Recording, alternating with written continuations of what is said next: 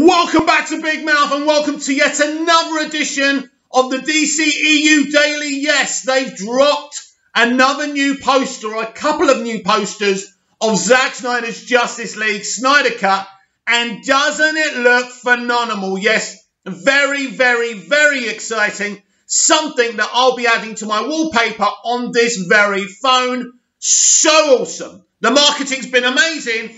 And for those of you boring on that Warner Media haven't really promoted this film, yesterday they called it the biggest cinematic event on HBO Max. Wow! So they're getting with the program. So today we will be talking about Superman and Lois, episode 2. I will be reviewing that episode right here on the dceu Daily on Big Mouth today. I'll be talking about my reaction to Superman and Lois being commissioned for a second season. Very, very awesome, and can't wait to react to that too. We'll be talking about Ray Fisher dropping more Justice League on-set bombs about more racism aimed towards him and others. And also, well, the first topic we're going to be discussing is the fans versus the critics. So let's not waste any more time. Let's do this. Let's talk about movie journalist Helen O'Hara. First, let me read to you her Twitter bio so we can understand what her narrative is and where she's coming from. I think that's important. So, for film journalist work, please contact blah, blah, blah. My book, Women versus Hollywood, out February the 18th, 2021. Women versus Hollywood. So we know what Helen's all about, right? So where are we? So it's very, very interesting. So yesterday, right, let's get this accurate so we get both sides of the story. Her and Mark Kamadi on Twitter. Mark Kamadi, a very elite movie critic, or he thinks he's elite. You know, he's British, he's been around for a while, kind of in the same vein as Barry Norman. Anyway, so she was saying how the good fans of the Snyderverse fandom kept quiet when journalists like her were being attacked for saying that certain movies had bad CG. Now, I'm still not sure if she's talking about Zack Snyder's CG or Joss Whedon's CG. If she was talking about Joss Whedon's CG, I agree. Zack Snyder, Helen, sorry, and I'm sorry that he's a man and this kind of goes against your agenda. Zack Snyder doesn't do bad CGI. I'm sorry about that. But it's very, very interesting, right? Anyway, so she was talking about the silence of us, the good Snyderverse fandom, our silence about not, coming in on, toxic members of our movement. And Mark Kamadi said that our silence was deafening. Well, should I tell you something, Mark? What silence was deafening? The ones in your industry with verified accounts coming at Zack as a father and crossing the line with their criticism about his art and his movies, right? Now, what you've got to remember, these people who crossed the line came onto social media for Zack. They're not used to social interactions. Most of them, or some of them, live alone. They probably haven't had a lot of love in their life. So they haven't got practice of how you talk to people and how you don't talk to people. But these people didn't come at you for no reason, Helen, right? There must be a reason, right? And so, basically, because I was quite triggered by this. Now, what you've got to understand is, now she was trying to make a point about some of us keeping silent and our silence being deafening. But the point is, actually, how many times have I said to you guys and girls here on Twitter, at Movies TV Mad, that's my Twitter if you want to go follow me and tag me. But how many times have I said to you on Twitter and here on Big Mouth and the dceu Daily, when you go in on these people, do it with facts, do it politely, don't be aggressive and don't swear. We all know that. If you followed me for a long time on any of my platforms, you know this. So am I not a good fan? Do I not try and educate people how to deal with these people? Now, yesterday, I had a discussion with her. Now, I knew she was going to respond to me. I made a joke saying she's not going to like Zack Snyder's Justice League. She responded saying, I'll like it if it's good. Already, Helen, we have a problem. You'll like it if it's good. No, you'll like it if you deem it's good. You can't universally say whether something's good or not, as a fact. But this is one thing that you critics do, and you people in the media do. You trigger mentally unstable people because the world, the public, is full of mentally unstable people who don't know how to converse with discourse, right? You're triggering those people, then playing the victims, talking about toxic fandoms. How dare you? She goes, if I judged franchises on their fandoms, they'd never get a good review. So I threw it back at her and I said, if I judged movie critics on all of them, all the people in the industry, then I wouldn't read a single review. But let's talk about the concept of reviewing a movie and a critic, what their job is. Their job isn't a very nice job. That's why it only takes a certain person, not a very nice person, to be a movie critic or a TV critic. What they do, let me give you an analogy, right? They take a can, they open it up with the can opener, and they take everything out. Literally, they rip open an artist's work and tear it to pieces. Who asked them to do this? Who said there was a rule that the consumer, you know, the original concept of a movie critic was to give the consumer a good handle whether, you know, they should bother with a movie or not, right? Now, they actually open the can of fruit, they take the fruit out, they pour the syrup out as well, and they cut open all the pieces. Nobody asked them to do that. And so what they do is they basically, another analogy, they lay the director and the writer on the floor and they stamp on his stomach, metaphorically, 550 times. No one asked them to do that.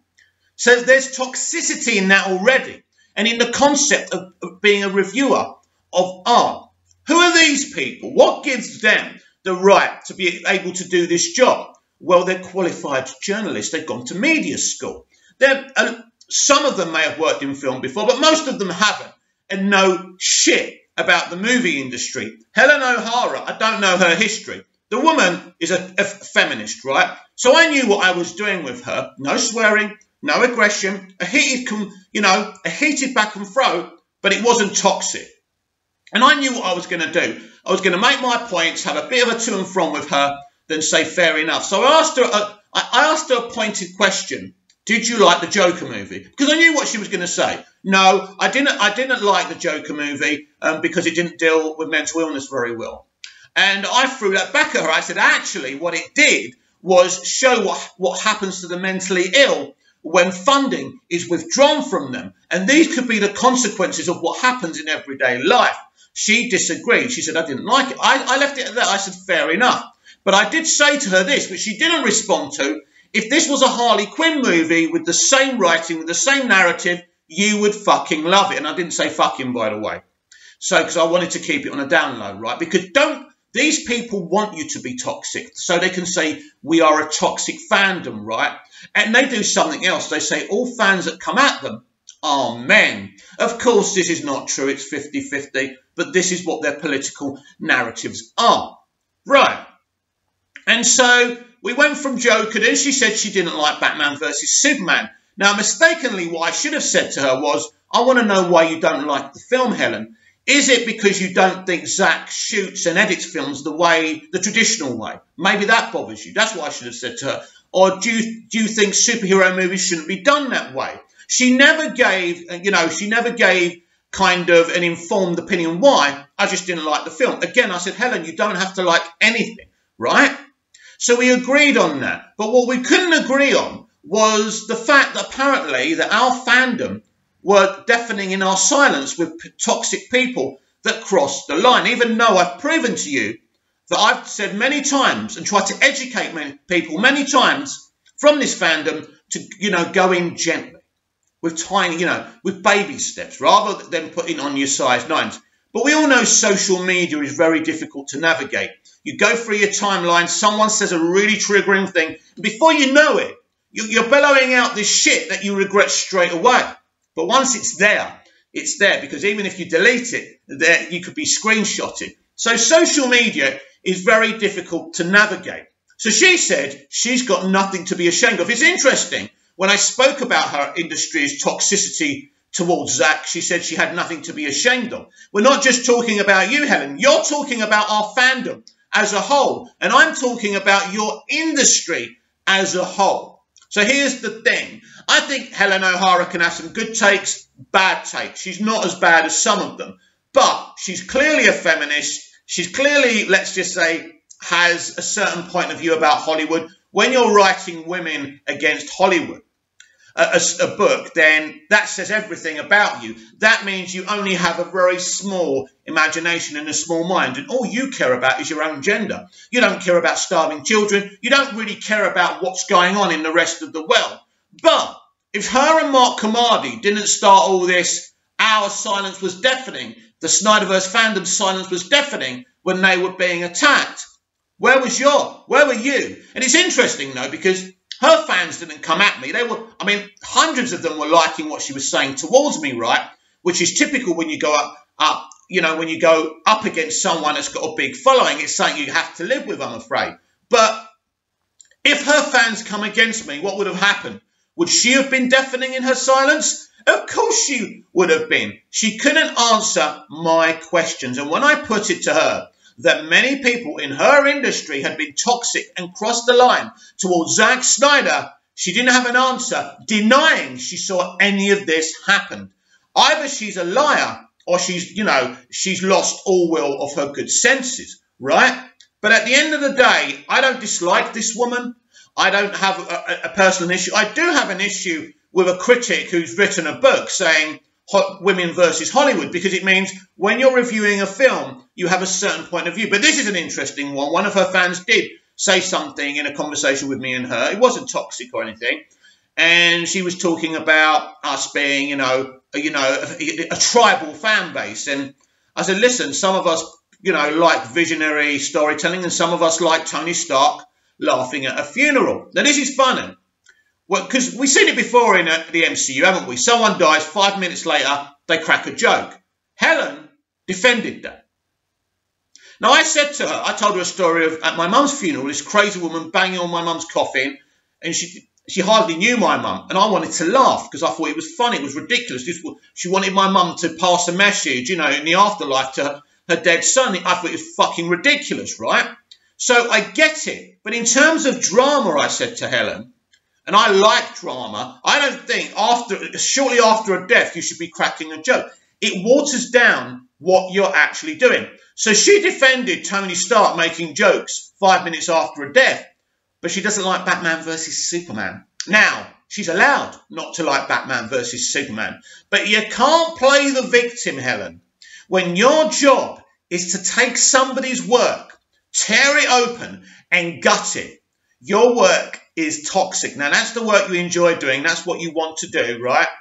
But you will not review Zack Snyder's Justice League very well. You'll probably say it's better than Justice League, like you all will. This is what you're going to do. At the end of the day, what I'm saying to you is here that there is a distinct problem within critical media, and there needs to be an agency that polices them and their behaviour, because their treatment of Zack Snyder was despicable. It wasn't constructive. It wasn't. It wasn't constructive criticism, and we all knew it. In 2016, during the bloodbath that was Batman versus Superman, and I'm talking about the reaction of the film, it was terrible. And us who love Zack and his movies, and that film especially, stayed silent.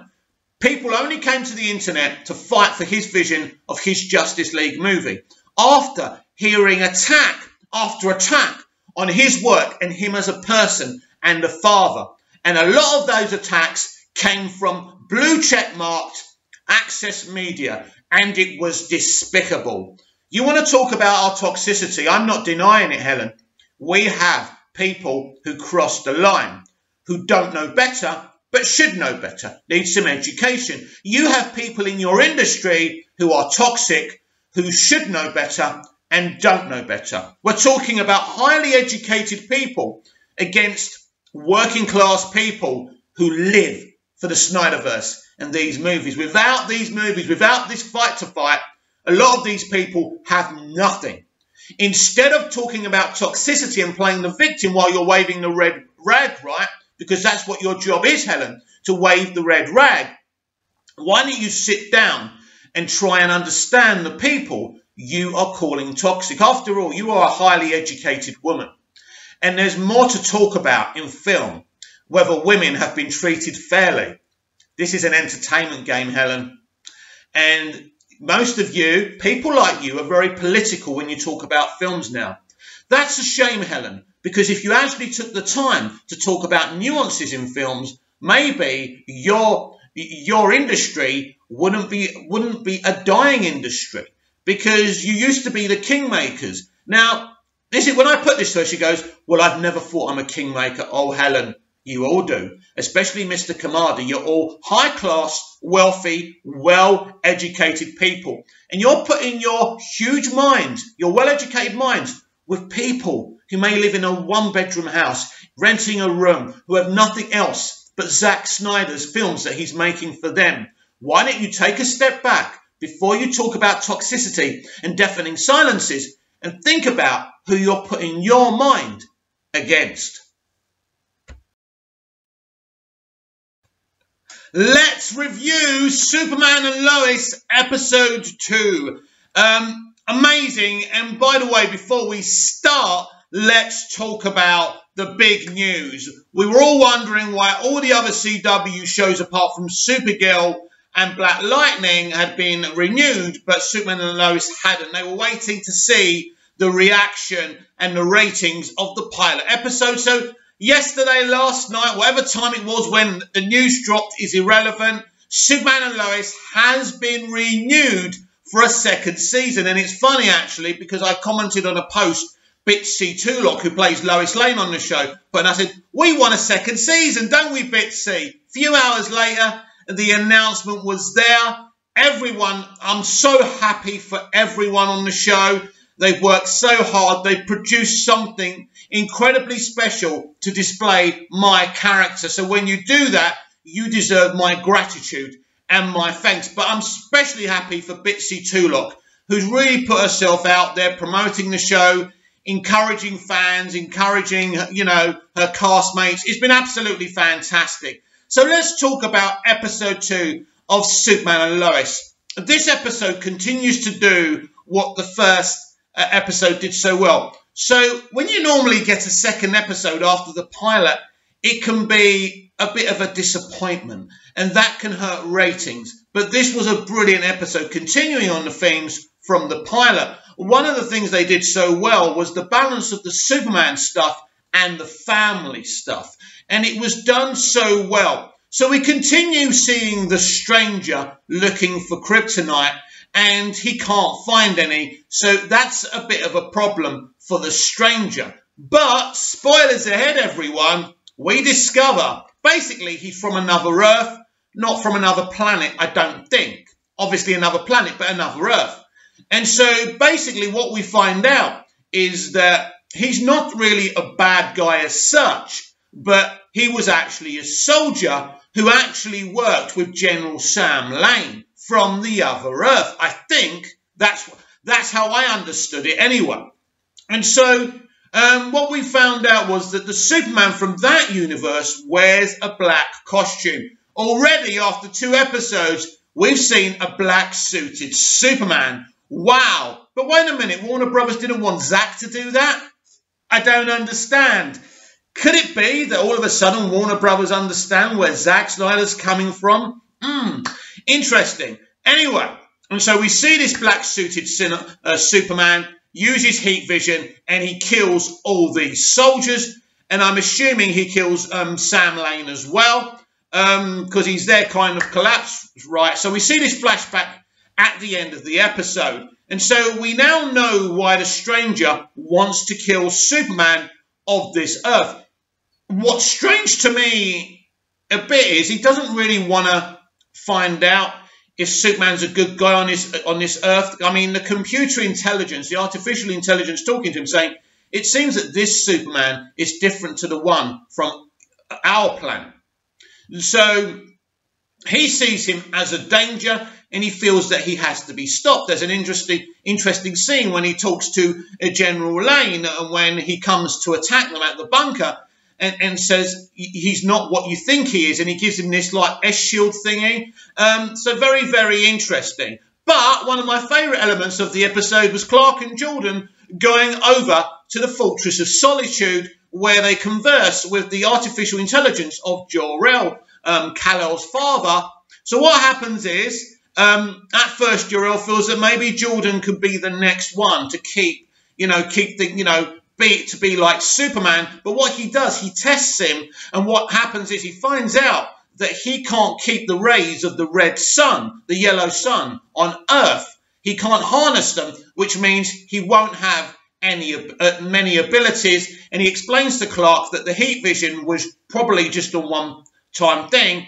But if you think about this logically, it comes, maybe his powers are kind of from emotion.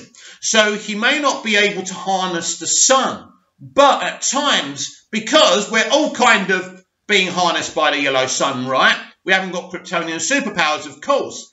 But what that means is maybe his powers are harnessed through rage, which means he's very, very dangerous. Unless he learns to harness these powers, he is very dangerous and he is a threat.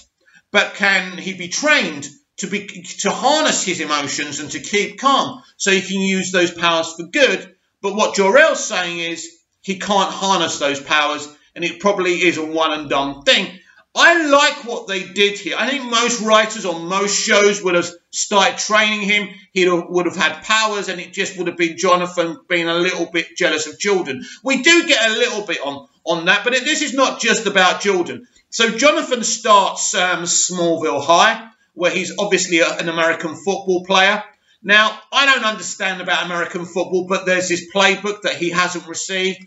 Now, Sarah's boyfriend, I nearly said Lana's boyfriend because I'm still in Smallville TV show mode, but Sarah's boyfriend, which pretty much is kind of a Whitney Feldman type of Brad character, it doesn't like him. Obviously, Jordan, his brother, tried to kiss Sarah the other week, and he's holding a grudge.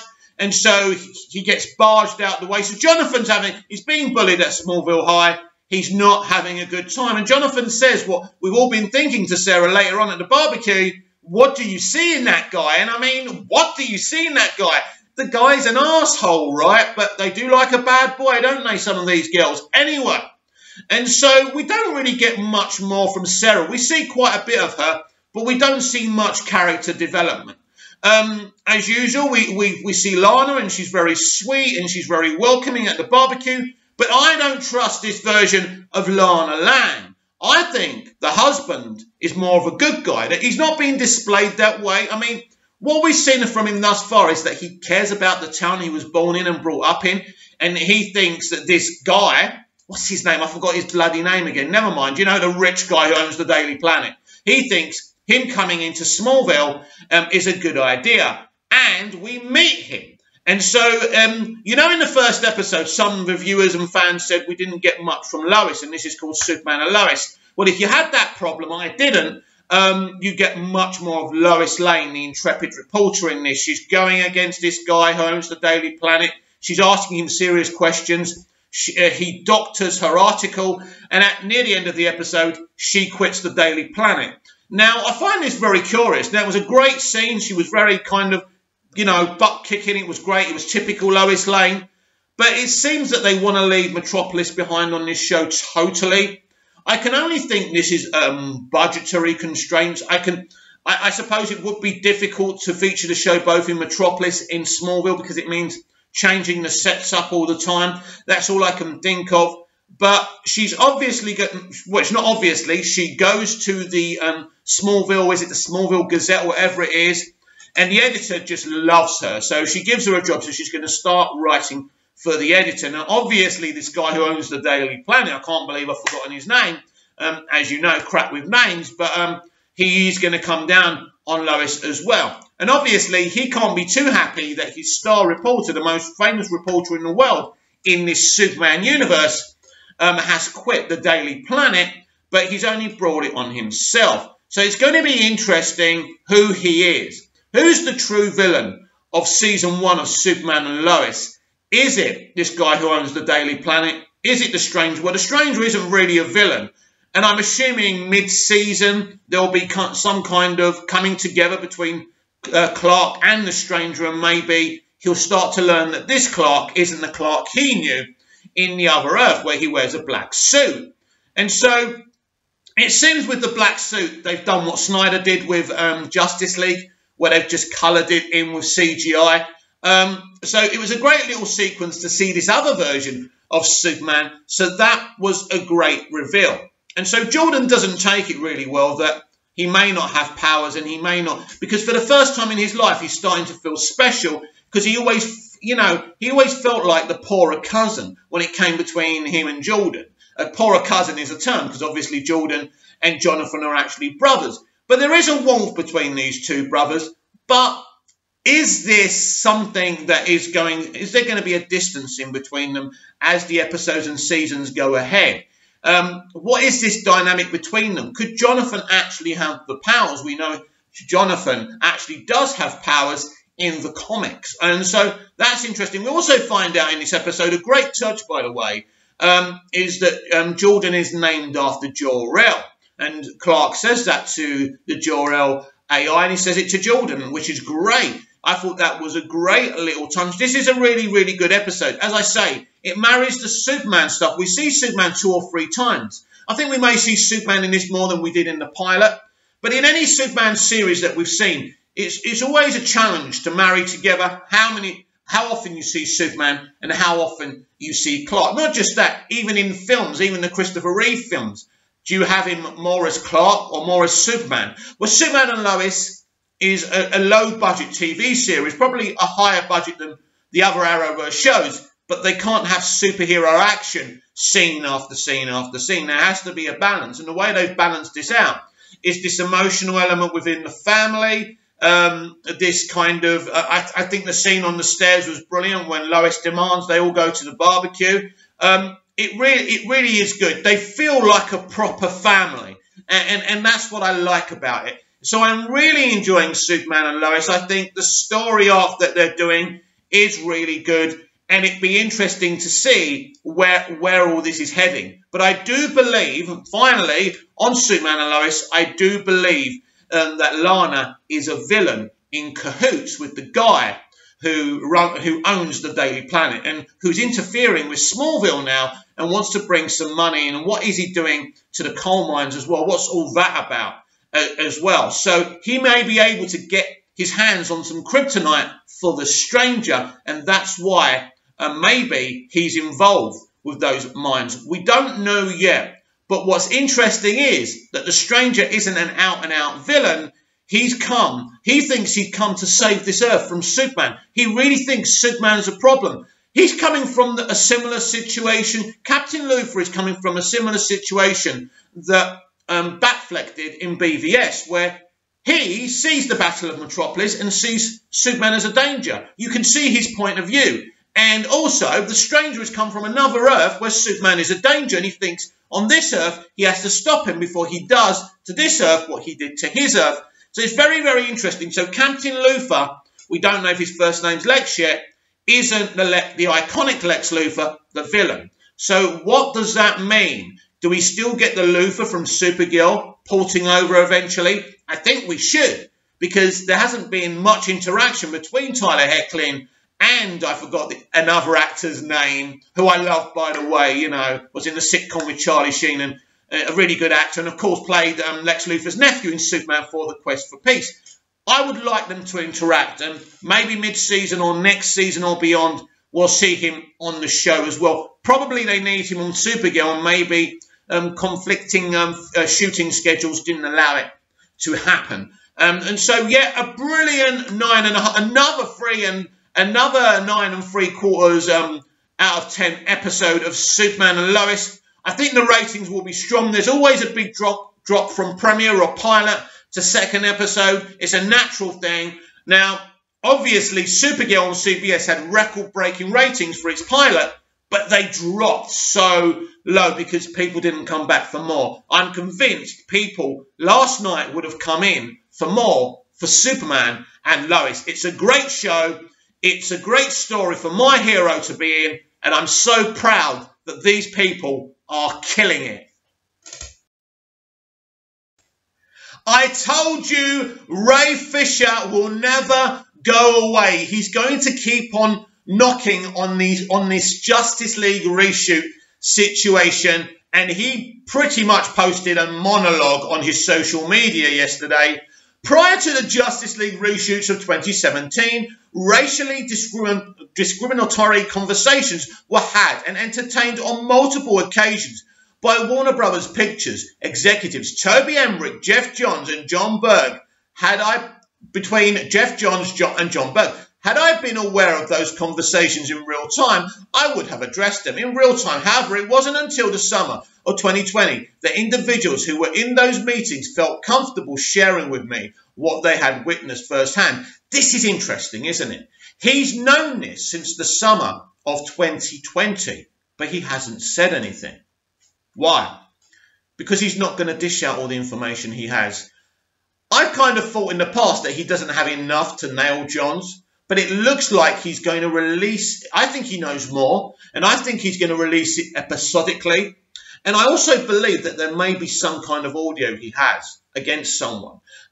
Maybe Hamada, maybe Johns, I don't know. But he's holding stuff back, and he's got a plan to release this stuff episodically in a way. And so he's known this information since last summer, but he's only decided to do it now. So he's going to keep on releasing information, and the studio know this. He's a ticking time bomb, by the way, for the studio. And so it's very, very interesting that he's known this since last summer, but he only revealed this yesterday. That's interesting. When it comes to matters involving race, I always try to give the benefit of the doubt to those who may be ignorant of their own biases. But when you have studio executives, particularly Jeff Johns, saying, we can't have an angry black man at the center of the movie, and then those executives use those executives use their power to reduce and remove all black people from that movie, they are no longer entitled to any benefit associated with doubt. Toby, Jeff and John were not ignorant of their biases. They understood full well that the racist rhetoric they chose to entertain in those meetings was offensive, discriminatory and unacceptable. Furthermore, they dared not to speak those things to me, nor any other black person associated with the film. Instead, they chose the cowardly route of gaslighting, complete with extremely problematic requests, such as asking me to play Cyborg like Quasimodo, and forcing a scene to reshoot so they could highlight the existence of Cyborg's penis. Unfortunately, those were just some of the issues we know that the leadership at Warner Brothers Pictures lied to the cast and crew of Justice League and to the world about. Zack Snyder picking Joss Whedon to finish the film. We know that's a lie, of course. The truth will continue to reveal itself, and as it does, there will likely be attempts to shift blame completely onto Kevin Tsujihara and Joss Whedon. But make no mistake, Jeff Johns worked intimately with Joss to overhaul the entire Justice League script, and while Jeff was not credited as co-writer of the film, he was certainly an enforcer of the race-based discrimination that occurred during the conversations with Toby and John. And Zack Snyder's Justice League stands as proof of an opposition to that discrimination. I am indebted to the participants of the Justice League investigation. They have put themselves at great risk to share the truth. I owe it to them. I owe it to my peers in this industry, and I owe it to black people to stay the course. Onward, gratefully, Ray, A&E. P.S. Walter Hamada owes an apology to all the participants of the Justice League investigation. It doesn't matter how strong your opinions are. If you don't use your power for positive change, you are indeed part of the problem. Coretta Scott King. So, what is he saying there about Walter Hamada? It doesn't matter how strong your opinions are. Is he trying to say by quoting this, whoever this is, right, that he knows that actually Walter Hamada isn't a racist and isn't really the problem, but he wants Walter to be strong and be brave and speak out against Jeff Johns? And this is why I've always taken issue about Ray's stance on Walter. He came in to fix a mess, didn't he? And he's trying to straddle the fence because he's got the studio telling him what to do. He's telling the studio that he can't come out against Jeff Johns, right? Or he'll lose his job. He's got the studio, that's why he said to Ray, we're happy to throw Joss and John Berg under the bus, because it was from the studio. He's in a very difficult position, and Ray wants him to speak out. But Ray, if he speaks out, my friend, he's going to lose his job. And this is why me and Ray don't agree on this. Now, when we talk about racism, you've got to understand I'm a Greek Cypriot guy, born and bred in the UK. I know all about racism, right? So you must understand that it's not just people of colour that face racism. So many people do. And I know it's fashionable just to talk about people of colour facing racism, but a lot of other people like me have faced it. Anyway, I want to go back to what he said. So let's go back to the start of this, right? So this is the one. So we can't have, so Jeff Johns saying we can't have an angry black man at the centre of the movie. Right. That is unacceptable and indefensible. I will not and cannot defend that. That was such a dumb, racist, stupid fucking thing to say, Jeff. Right? There's so many other ways you could have said it. We know, look, they didn't want a kind of dark film in terms of not racially dark, but a dark film. Zach was going to do this 15-minute flashback, which we will see on March the 18th, where we see what Cyborg, what Ray Fisher's character goes through. Feeling guilty for him being in a car crash that kills his mum. The distance between him and his father, the relationship breaking down, and he feeling that his father shouldn't have done what he did to him using the mother box. So there's a dark story to be told there, and Johns and Kevin Sujihara didn't want to do this. All he had to come out and say was, we don't want Cyborg to be angry. Now, in terms of the Quasimodo thing, I think I understand what Johns means here, where he wants it to be, what, 1 minute he's this ordinary guy who can do anything, play football, and now he's basically a machine, and he's facing all this information in his head, and so I think that's what. So I don't really take issue with the Quasimodo thing.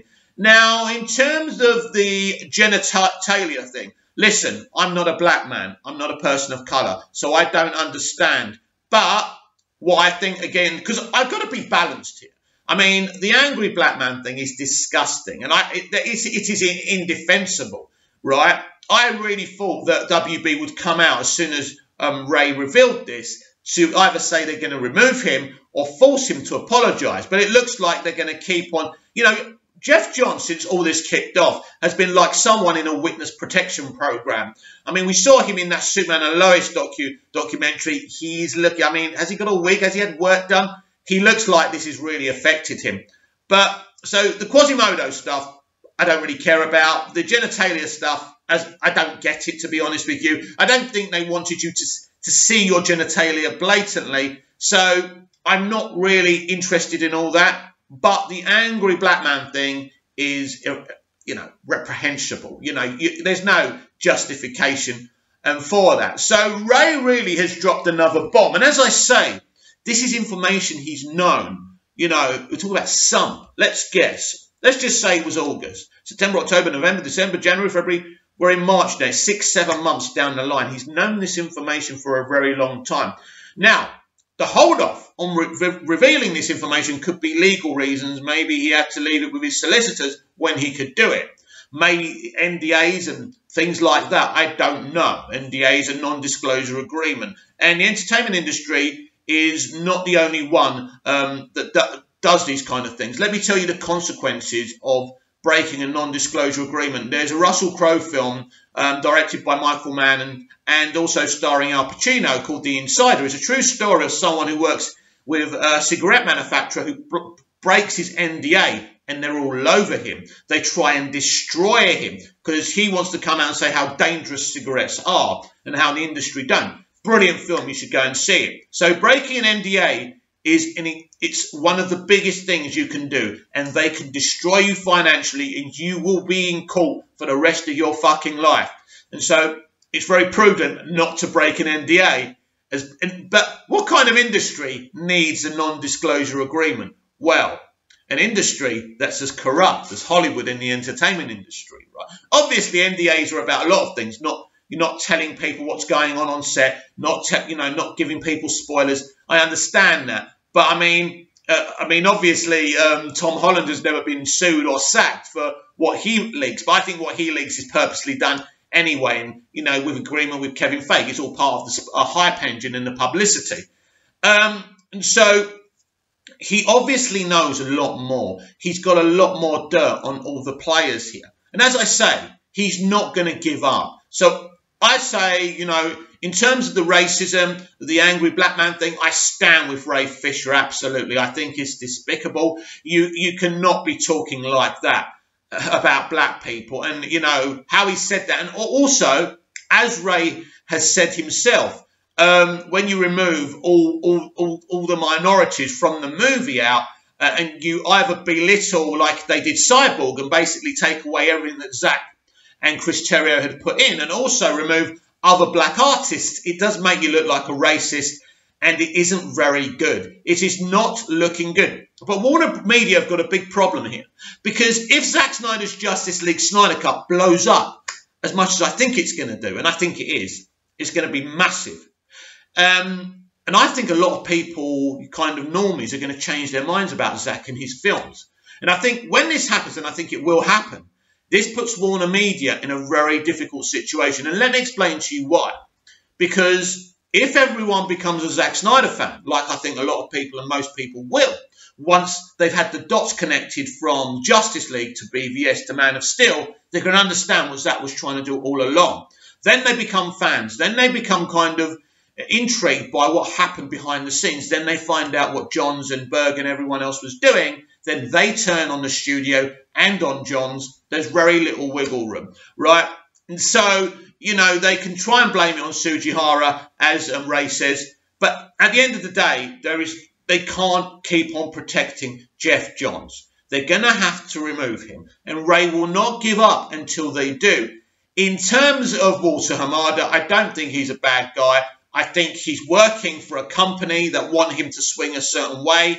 And, you know, the guy's got no choice here. If he stands up to be counted, he will lose his job. Now, I agree in people being heroes. What Ray is doing is fantastic, mostly. There's certain things I don't agree with, and some of, like the timing, the reveal of the poster, then he comes out. Now, maybe Zack's saying to him, as I said the other day, do it. When the hype's going, speak out. Let's get rid of these fuckers, right? I would imagine Zack wants this as well, but also we've got to talk about, does it hurt the film and its hype?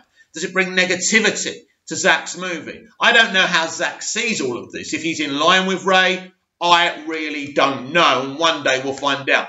Clearly, when people interview Zack, he's told them, I don't want to talk about the Ray Fisher situation, because he just doesn't want to fuck publicly with the studio. Maybe Zack and Ray are doing it in a more crafty, intelligent way. And I'm all for that. And so Jeff Johns will be removed from DC and Warner Brothers eventually.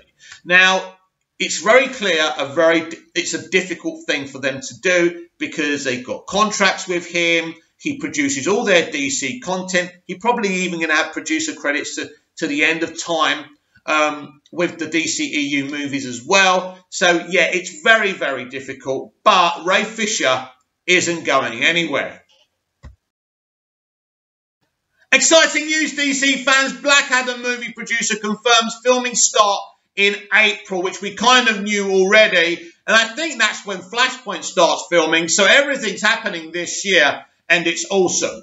Black Adam will begin production next month in Georgia. Producer Hiram Garcia has confirmed. He also says that he has high hopes for the film. We all do. And this is by Saeed Fatouha Husseini. I'm sorry. Mate, I'm sorry if I got your name wrong. I'm trying my best here. And this is from Screen Run. Black Adam producer Hiram Garcia has confirmed that the upcoming superhero movie will begin filming in April 2021, attached to play the character for over a decade, Dwayne "The Rock" Johnson's cinematic outing as the ancient Egyptian anti-hero Black Adam has been long anticipated. Johnson was originally tipped to portray the character as a villain in David F. Sandberg's 2019. I understand why he didn't do that, but wow, how awesome would that have been? But that will be Shazam 3. Looking forward to it. Shazam movie, as well as an earlier version of the Suicide Squad. Again, what an opportunity missed. As earlier version of Suicide Squad, but given the former WWE star stellar stature, DC Films spun the character off into a solo film set 500 years after the imprisonment of the titular Kardak warrior. After it was first announced, Black Adam took some time to get moving, but last year the movie witnessed drastic progress, especially after it was teased to be part of the main DCEU movie lineup at DC Fandom. The initial plans were for Black Adam to begin filming in July 2020 and then bow in cinemas on December 22nd, 2021. However, due to the outbreak of the COVID-19 pandemic in the US, the release date of the movie was significantly pushed back before it was pulled off the DCU release calendar entirely. The massive reshuffling logically worried several fans who feared that the movie would either be delayed significantly or that it may not see the light of day. I never had that concern, by the way, at all. But much to their elation, Johnson eased their apprehensions as he confirmed that the film was on track to begin production in spring 2021. Now there is another update concerning the progress of Black Adam. On Tuesday, during his interview with Comic Book, Hiram Garcia, the president of production at Johnson's 7 Bucks Production, confirmed that Black Adam was gearing up to begin filming in Georgia in April, sharing his excitement and enthusiasm for the project. Garcia revealed that he was glad that despite the hurdles caused by the pandemic, the crew managed to reassemble and get the film moving in the right direction. And this is what Hiram had to say. We're getting started soon. Actually, we begin filming in April. We'll be in Georgia, home away from home. We're really excited, man. We have everything. It's ramped up. We're so fired up for this. Obviously, you know how passionate we are about this project. This is very special to us. And you know, not only Black Adam, but JSA. Yes, JSA. I'm so excited about that. And all these characters we're introduced into the world. And what we want to do with it, we were supposed to have been filming last year. COVID delayed everyone. It kind of got in the way, but we're happy we're able to pause, regroup, and now we're going to be getting going, and by April we'll be shooting and on track to bring this thing home. In his interview, Garcia also added that it isn't just Black Adam that he's interested in introducing to the DC Universe. In fact, he's equally thrilled about the live-action debuts of the Justice Society of America. We all are. JSA superheroes, as confirmed previously, Black Adam will be alone in his big screen venture. Tagging along with him won't be alone. It's their fault. It's the article's fault, not mine. As confirmed previously, Black Adam won't be alone in his big screen adventure. Tagging along with him are the JSA members, a band of superhero underdogs who seek to fight for justice and truth. 4 JSA members will appear in Black Adam, including Noah Centino's Atom Smasher, Aldous Hodges' Hawkman, Quintessa Swindell's Cyclone, and Dr. Fate, who is yet to be cast. Besides the JSA, the forthcoming movie will feature a bunch of other characters as well. Aladdin's Marwan Kenzari, for instance, will play a mysterious villain, whereas the Rookie's Sarah Shalley will likely appear as Isis, Adam's love interest. Very exciting. The news concerning Black Adam's production date will expectedly cheer up several anxious fans. Over the years, the Black Adam movie has faced unprecedented roadblocks in its development, which have distressed fans about the fate of the film. But now with the movie going forward next month, it seems like fans won't have to wait for too long to see Johnson don his superhero costume. DC typically starts production 18 months ahead of its film's release date. Well, that's interesting. But with the COVID-19 safety precautions in place, Black Adam will likely take longer to film. No, they don't delay in shooting things. It's the same length of time. The COVID precautions, listen to me, right? The COVID precautions are nothing more than getting people in a bubble for about 2 weeks. What kind of delay is that? And then obviously, once they're in the bubble, they don't have to social distance with each other. Everything's cleaned properly. You have to wear masks when you're not shooting, when the camera can't see you. Apart from that, there's no delay. Apart from the 2 weeks they have to get in a bubble together. So, viewers can expect the movie. So, where are we? Adam will likely take longer to film if all goes smoothly. Viewers can expect the movie to release by Christmas 2022. Sounds fair enough. But since DC already has 3 movies scheduled to premiere next year, The Flash, Aquaman and Aquaman 2, it may shift Black Adam to an early 2023. Now, this would make sense because, as we know, Shazam! Fury of the Gods has been delayed to 2023. Would it make more sense to have Shazam and Black Adam on in the same year? Pretty awesome, right? 2023 slot. That said, with production on Black Adam soon to get underway, it's hopefully only a matter of months before DC allocates its definitive premiere date on its release calendar. Yeah, 2023 release date, I've decided. Now, I think that's what they're going to do. It makes sense because marketing-wise, you can promote the Shazam universe so much better. And I don't think they're going to do this, but maybe there's a post-credit scene with Shazam Fury of the Gods with, The Rock's Black Adam in it. If they were to do that, because they are going to fight in the third movie, so that would make sense. So if they could do that and then have Black Adam come after it, whenever the dates are going to be, that would be a big year for the Shazam universe, and I'm all for that. Exciting. And as everyone's saying, the JSA, we've kind of seen members of the JSA before in live action, in Arrowverse, in Smallville, but in a big blockbuster movie, it's going to be something else. It's going to be historic. And finally today, Big Mouth DCEU Daily regular Scott Edwards, someone who watches the videos, very, very faithful subscriber. Thank you very much, Scott, has got some questions for me. And Movies TV Man, my official questions for tomorrow's DCEU Daily. What do you think of the rumour of Hulk Girl being in Shazam 2? I didn't know that. I'll tell you in a minute. Also, what do you ultimately think the future of Sarah Lance is in the DC TV and film universe? Right, so we start with Sarah Lance. Very interesting. Legends of Tomorrow, I don't think has been cancelled. In fact, it's been given another season. I'm right about that, aren't I? So the future of Sarah will carry on as it is, as the leader of the Legends. When that show's cancelled, I don't know if she'll be kind of spread out and cameo on other shows. Maybe, but right now, if you're a Sarah Lance fan, just keep on watching DC's Legends of Tomorrow. Now, what's this about? What do you think of the rumour of Hulk Girl being in Shazam 2? Well, that would be amazing, because if this is what I mean. If you've got Shazam 2 and Black Adam on in the same year, and you've got a Black Adam post-credit scene, and you've got a Hulk Girl cameo in Shazam 2 Fury of the Gods, have them on in the same year. It gives that connectivity, and this is what Walter Hamada is trying to do. So, Scott, I would think that would be absolutely awesome. Let's hope that's true. Anyway, that's it for today, so please comment down below, like, share, and subscribe, and I'll be back tomorrow with even more DCEU Daily. See you again soon.